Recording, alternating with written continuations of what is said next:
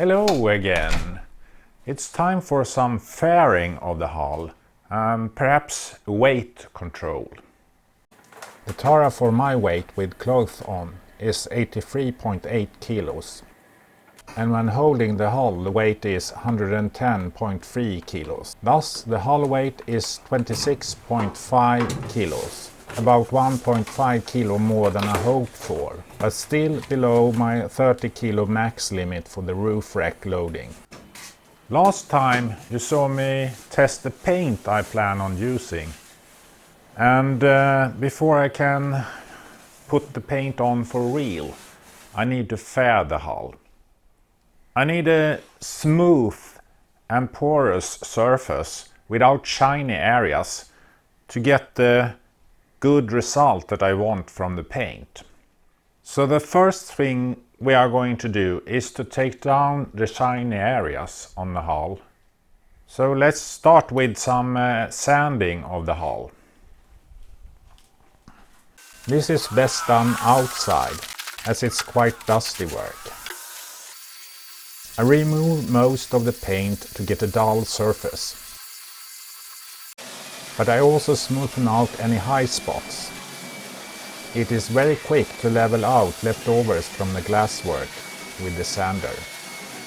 Taking down the glossiness on an uneven surface like here requires a soft sponge to support the sanding paper. Otherwise it's impossible to get the flex you need to reach the bottom of the low spots with the sand grain. Using a trailing light, it is easy to see the high spots, and thus to level off the ridges from the epoxy drops. This is the pre-work I do before the actual fairing. I dust off the leftovers from this dulling step and move indoors again for the second step. Before we start on the second step, we will do a side job. Noticing an alignment error I made with the side connectors, I decide it's a good time to do a correction of that now.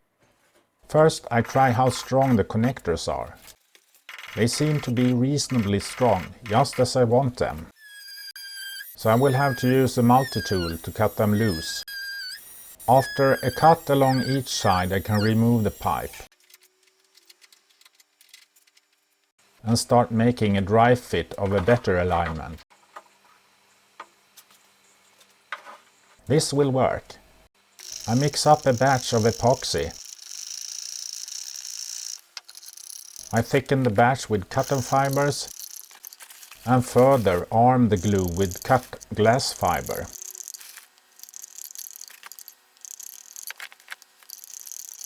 Until I have a thick glue that will hold the connector. I smear the glue into the square openings and press the pin back in place, making sure to fill any voids.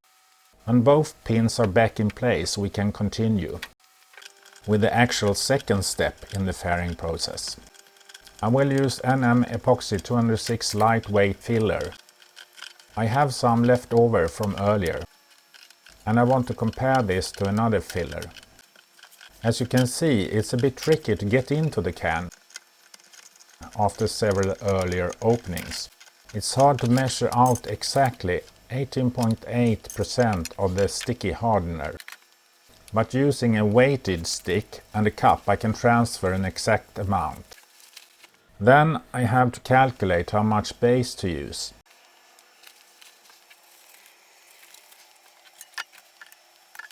This can is somewhat easier to open as the base is less sticky. Here I have to weigh how much the hardener, can and stick weighs, so that I can transfer the correct amount of base.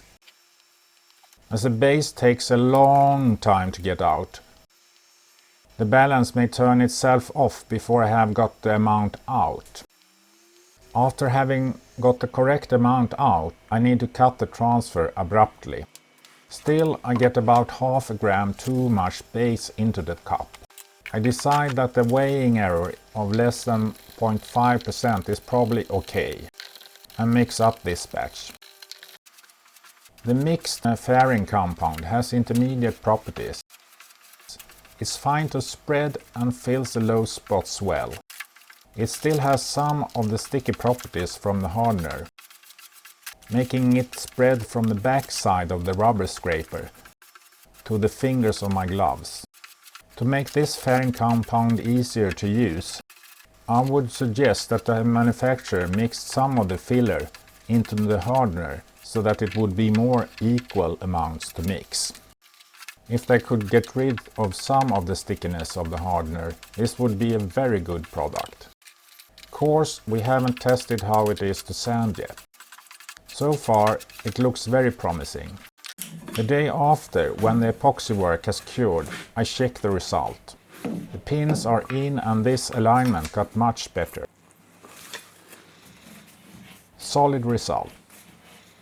The NM batch has also cured, but the surface doesn't feel rock hard. Maybe I didn't get the proportions good enough. Maybe some longer curing will help. I turn the hull over to continue working on a rather level surface. Now I will use a different brand of fairing compound. Biltema's lightweight epoxy filler. Has cans that are relatively easy to open. This is a product that is mixed 1:1 by volume.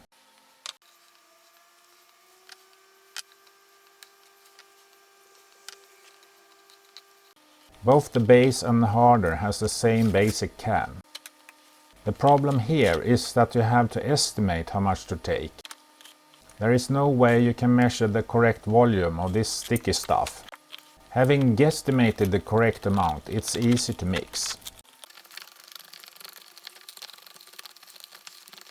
The mixture has the same sticky properties as the NM mixture has. Already here the product has migrated from the scrape to my hand. The actual fairing properties are very similar to the other fairing compound. It fills the voids very well and it's easy to spread, just as the NM product does. It is a little more difficult to clean off from the tools. Otherwise, the only difference is the mixing difficulties. Having fairing compound on the hull, it's time for the third step. This step is all about sanding. The joinings needs to be sanded by hand. I use a 40 grit paper for this, to get a reasonable removal of material. For the flat areas I will use the belt sander with the 120 grit paper. I use a belt sander on the tower sides as well, and on the flat deck. On the aft deck I hand sand with a 60 grit paper. The paint I will use later in the process will bond better if the sanding tracks are wider than 120 grit. Thus it's no benefit to increase the labor by using a too fine paper. I roll the hull to use gravity to my advantage. I try to sand with a longboard, but it's too slow. So I change to the belt sander. There is a risk of deep cuts, so I try to control the sander with care. If I use a sander first to cut down on the most high spots, I have removed most labor when I turn to hand sanding with a 40 grit paper on a sponge. Now I notice that the NM filler still isn't fully cured. The mixing difficulties has come back to haunt me. Still I managed to finish with 120 grit on the longboard, with a reasonable result. I roll the hull again and sand the flat areas here with the belt sander. Finish with hand sanding before I roll the hull again, to finish the sanding on this side. After this sanding, the hull is ready for painting. If you found this episode interesting, please consider giving it a like, and if you would like to contribute more, please leave a comment.